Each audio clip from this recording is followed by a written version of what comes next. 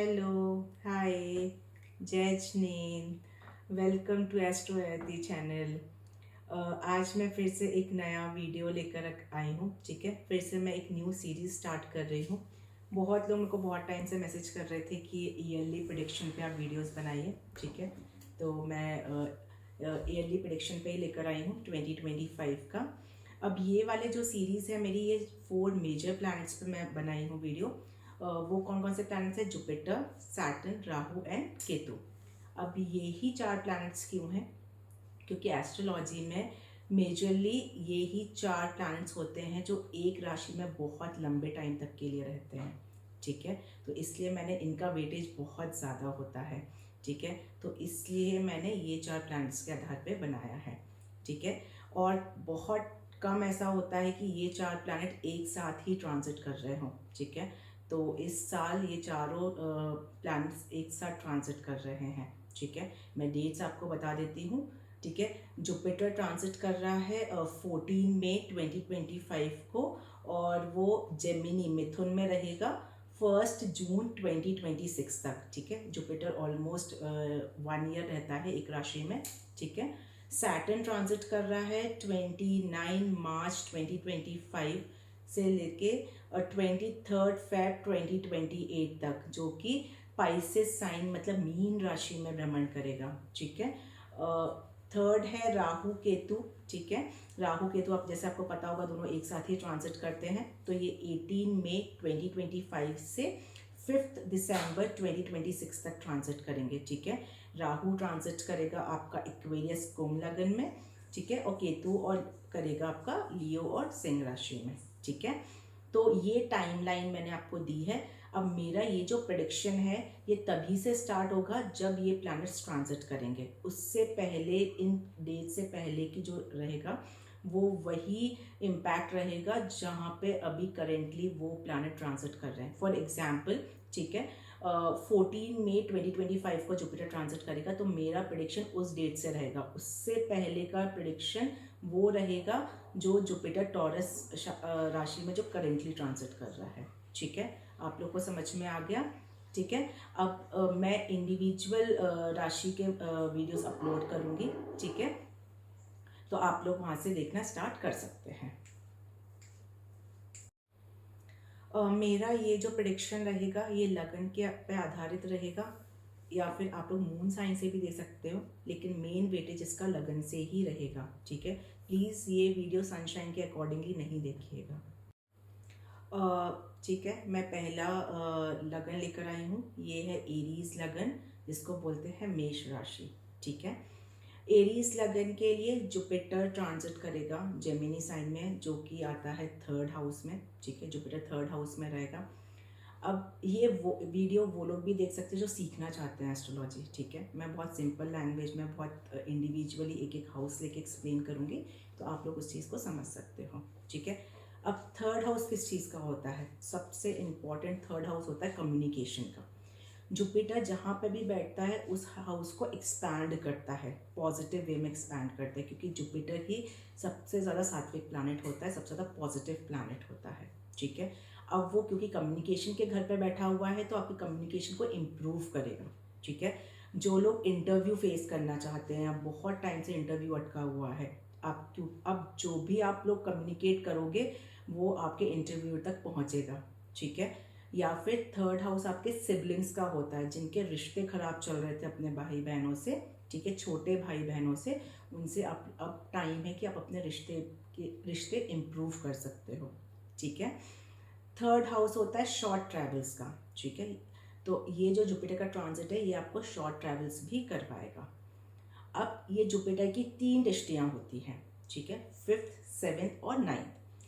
Jupiter की जो 3rd दृष्टि है वो आपके 7th हाउस पे पड़ेगी। तो 7th हाउस किस चीज़ का होता है? पार्टनरशिप का होता है। तो जो लोग बिजनेस में पार्टनरशिप कर रहे हैं और पार्टनरशिप उनकी खराब चल रही थी, तो जुपिटर उसको इम्प्रूव करेगा इस साल। ठीक है, मेनली ये है कि जुपिटर इस साल आपके ऑलमोस्ट एवरी रिलेशनशिप्स को अच्छे से या फिर इम्प्रूव करने के लिए आया है। बहुत अच्छे से जुपिटर का ट्रांजिट यूज़ करो, क्योंकि 7th हाउस आपके पार्टनर का भी होता है। ठीक है, तो आपके हस्बैंड के साथ रिलेशंस अच्छे नहीं चल रहे थे, तो उनके साथ भी आप अपने रिलेशंस को इम्प्रूव कर सकते हो।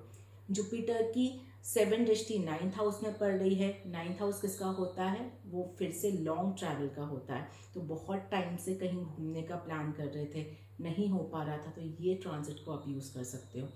9th हाउस फादर का होता है, ठीक है, तो अपने फादर के साथ आप रिलेशन इम्प्रूव कर सकते हो। जुपिटर की जो 9th दृष्टि है वो आपके 11th हाउस पर पड़ रही है। देखो कितना अच्छा कनेक्शन है। 11th हाउस गेन्स का होता है। आपका जुपिटर कम्युनिकेशन को इम्प्रूव कर रहा है। 9th हाउस आपका लक का भी होता है, तो लक इन्हेंस कर रहा है और आपको गेन्स हो रहा है। तो आप कोई भी इंटरव्यू फाइट करेंगे तो उसमें आपके लगने के चांसेस 100% हैं इस टाइम पे, ठीक है। बस शर्त इतनी है कि आपके चार्ट में भी वो प्रॉमिस होना चाहिए, ठीक है। अब एक और चीज़ बहुत इम्पॉर्टेंट है कि जो आपका 11th हाउस होता है वो आपका फ्रेंड सर्कल का और बड़े भाई बहनों का भी होता है। तो जुपिटर आपको फ्रेंड सर्कल में भी अगर आपके अच्छे टर्म्स नहीं चल रहे हैं या बड़े भाई बहनों से अच्छे टर्म्स नहीं चल रहे तो वो भी आप इम्प्रूव कर सकते हो। तो जुपिटर आपको कितनी सारी चीज़ें इस साल बहुत दे रहा है, ठीक है। ऑलमोस्ट सबसे इंपॉर्टेंट है कि अगर आपके रिश्ते किसी से भी खराब चल रहे हैं, ठीक है, तो इस जुपिटर के ट्रांजिट में आप लोग अपने रिश्ते ठीक कर सकते हो, ठीक है। अब मैं आपको एक्सप्लेन करती हूँ सैटर्न का ट्रांजिट। सैटर्न आप लोग का भ्रमण कर रहा है 12th हाउस में, ठीक है। सबसे इम्पॉर्टेंट 12th हाउस किस चीज़ का होता है? मोक्षा का, ठीक है। तो सबसे पहला काम आपको क्या करना है सैटर्न में? डिटैचमेंट, ठीक है। सबसे इम्पॉर्टेंट है आपको डिटैच करना है। अब डिटैचमेंट कैसे करोगे? घर छोड़ के तो नहीं चले जाओगे, ठीक है। घर छोड़ के तो कोई भी नहीं जाएगा जो फैमिली में रह रहे हैं, ठीक है। तो सैटर्न आपको एक लिमिट देता है, ठीक है। तो आपको हर काम में एक लिमिट लगानी है, उस लिमिट या उस बाउंड्री को क्रॉस नहीं करना है। तो सैटर्न का ये जो ट्रांजिट है आप बहुत पॉजिटिव वे में यूज़ कर सकते हो। अब सैटर्न 12th हाउस किस चीज़ का होता है? खर्चों का, ठीक है। अब सैटर्न में क्या होता है कि आप खर्चे करोगे तो इन्वेस्टमेंट गलत हो जाते हैं। तो अगर आप कोई भी इन्वेस्टमेंट कर रहे हो तो थोड़ा सा प्लानिंग कर लो, उसके प्रॉज एंड कॉन्स, क्या सही है क्या गलत, थोड़ा सा प्लानिंग करके इन्वेस्टमेंट करिएगा, नहीं तो सैटर्न गलत वे में फंसा देगा और आपके पैसे फंस जाएंगे, ठीक है। और फिर आपके खर्चे भी बढ़ जाएंगे, ठीक है। अब जैसे जुपिटर आपको गेन्स दे रहा है तो पैसे तो आ रहे हैं, अब सैटर्न ले भी रहा है, ठीक है। अब सैटर्न को थोड़ा सा कंट्रोल कर लोगे, थोड़ा सोच समझ कर लोगे तो वो सेविंग्स में कन्वर्ट हो जाएगा। खर्चों में खराब में खर्चे नहीं होना चाहिए, ये बहुत इंपॉर्टेंट है सैटर्न के ट्रांजिट में, ठीक है। सैटर्न की 3 दृष्टियां होती हैं, 3rd 7th और 10th। 3rd दृष्टि आपके फैमिली के घर में पड़ रही है, ठीक है, और सेविंग्स के घर में पड़ रही है। मैंने वही बताया कि इन्वेस्टमेंट बहुत सोच समझ करो तो सेविंग्स बढ़ेंगी आपकी। 2nd हाउस आपका फैमिली का होता है, ठीक है। फैमिली में मैंने क्या बोला? लिमिट क्रॉस नहीं होना चाहिए, बाउंड्री से आपको आगे नहीं बढ़ना है, ठीक है। अब जुपिटर जब आपको रिलेशंस ठीक करने के लिए टाइम दे रहा है तो सैटर्न की वजह से कोई लिमिट या बाउंड्री क्रॉस मत करना कि ताकि फिर से रिलेशंस आपके खराब हो जाए, ठीक है। इस पॉइंट का बहुत ध्यान रखना है। सैटर्न की 7 दृष्टि आपके 6th हाउस को एक्टिव कर रही है। 6th हाउस किस चीज़ का होता है? डेली रूटीन का। तो सैटर्न में एकदम सिंपल है, ठीक है। डेली रूटीन में आपको अपना चीज़ें एकदम ठीक रखनी है। Wake up early in the morning, सुबह जल्दी उठो, ठीक है। थोड़ा एक्सरसाइज करो, देन नहाने जाओ, बात लो, देन डू द प्रेयर्स। तो रूटीन वर्क होना चाहिए प्रॉपर। अगर सैटर्न में वो डिसिप्लिन वे में आप रूटीन वर्क रखोगे ना तो सैटर्न आपको बिल्कुल भी परेशान नहीं करेगा, ठीक है। लोग सैटर्न से ऐसे ही डरते हैं, बस उसका आपको मतलब समझना है। अगर एक बार सैटर्न का मतलब समझ गए ना, सैटर्न कभी आपको परेशान नहीं करेगा। अब यही सैटर्न की जो 10th दृष्टि है, ठीक है, वो आपके 9th हाउस पर पड़ रही है। अब देखो कितना अच्छा कनेक्शन है सैटर्न का। सैटर्न किसका लॉर्ड है? 10th हाउस का लॉर्ड है। 10th हाउस क्या होता है? करियर का होता है, ठीक है। और 10th हाउस आपके 9th हाउस को भी कर रहा है जो लॉन्ग ट्रैवल का होता है। तो जो लोग फॉरेन जाने के इच्छुक हैं, ठीक है, क्योंकि सैटर्न 12th हाउस में पता है वो फॉरेन लैंड्स का भी होता है, तो बहुत टाइम से फॉरेन का प्लान कर रहे हैं, वीज़ा अटका पड़ा हुआ है, चीज़ें नहीं निकल पा रही हैं, सैटर्न के ट्रांजिट को आप इस पॉजिटिव वे में यूज़ कर सकते हो, ठीक है। करियर इनहैंस हो रहा है, 10th हाउस को एक्टिव कर रहा है। 10th दृष्टि से 9th हाउस एक्टिव हो रहा है, वो जुपिटर भी कर रहा है, तो लक सपोर्टिव हो रहा है, ठीक है। और फॉरेन लैंड्स का तो हाउस एक्टिव है क्योंकि सैटर्न 12th हाउस में बैठा हुआ है, ठीक है। तो फॉरेन लैंड्स में जॉब अपॉर्चुनिटी, ठीक है, और जुपिटर 3rd हाउस में बैठ के आपको अपॉर्चुनिटीज तो दे ही रहा है क्योंकि वो करेज का घर भी है, ठीक है। तो अपॉर्चुनिटीज तो आपको बहुत आएंगी, बस आपको उसको समझने की जरूरत है और उसमें एक लिमिट लगाना है। लिमिट कैसे लगाना है? एडिक्शन नहीं रखना है किसी भी चीज़ का, ठीक है।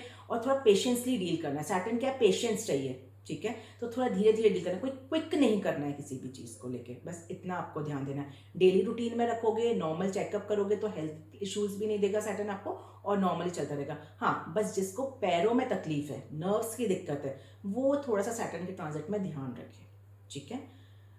अब आते हैं राहु के ट्रांजिट। राहु आपका ट्रांजिट कर रहा है 11th हाउस में। राहु क्या है? एडिक्शन, मटेरियलिस्टिक वर्ल्ड का एडिक्शन, ठीक है।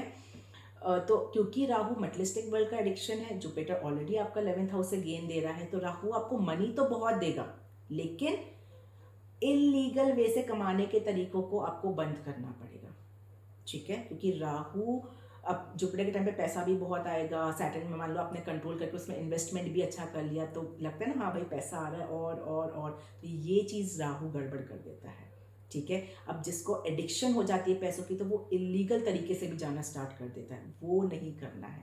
नॉर्मली जुपिटर आपको पैसा दे रहा है, जितना आ रहा है उससे से खुश रहो, ठीक है। बहुत ज़्यादा एडिक्शन करने की ज़रूरत ही नहीं है आपको, समझ में आया।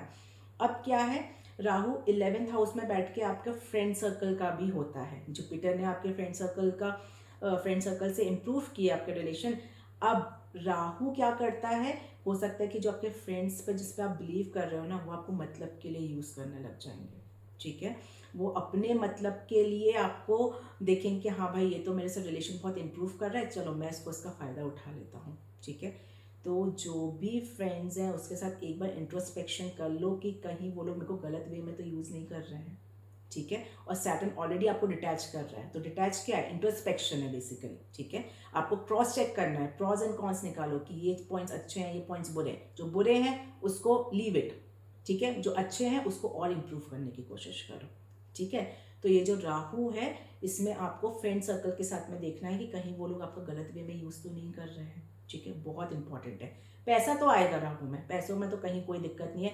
नई अपॉर्चुनिटीज़ आ रही है, इंटरव्यूज़ दो, जॉब मिलेगी, गेन्स है, फॉरेन लैंड से कनेक्शन है, बहुत अच्छा है ये ट्रांजिट आप लोग के लिए, ठीक है। अब केतु का जो ट्रांजिट है वो आपके 5th हाउस में हो रहा है। 5th हाउस किस चीज़ का होता है? क्रिएटिविटी का, ठीक है।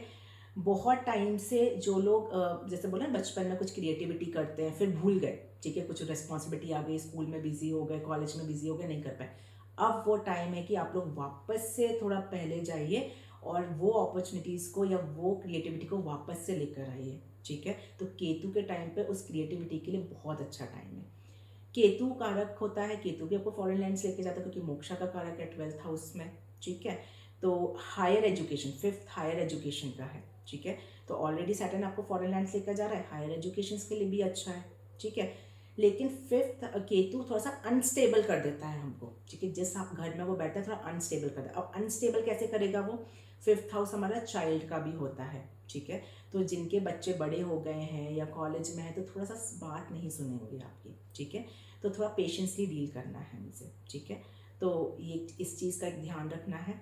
दूसरी चीज़ है हायर एजुकेशन के लिए तो खैर बहुत अच्छा है। जो लेडीज़ प्रेग्नेंट है और एरीज लग्ना की हैं, ठीक है, एरीज लग्ना या एरीज मून साइन की हैं, उन लोग थोड़ा सा अपने हेल्थ का केयरफुल रहेंगे क्योंकि केतु 5th हाउस में बैठ के थोड़ा सा प्रॉब्लम क्रिएट करता है। तो नॉर्मल मैंने बताया ना सैटर्न के लिए रेगुलर चेकअप इज मैंडेटरी, ठीक है। तो वो चीज़ आपको रखना है। बाकी ये जो आपका ट्रांजिट है एरीज लगन के लिए बहुत अच्छा है, ठीक है। कई चीज़ों में बहुत ज़्यादा अच्छा है। एक दो चीज़ें छोटी मोटी हैं जो आपको ध्यान में रखनी है, ठीक।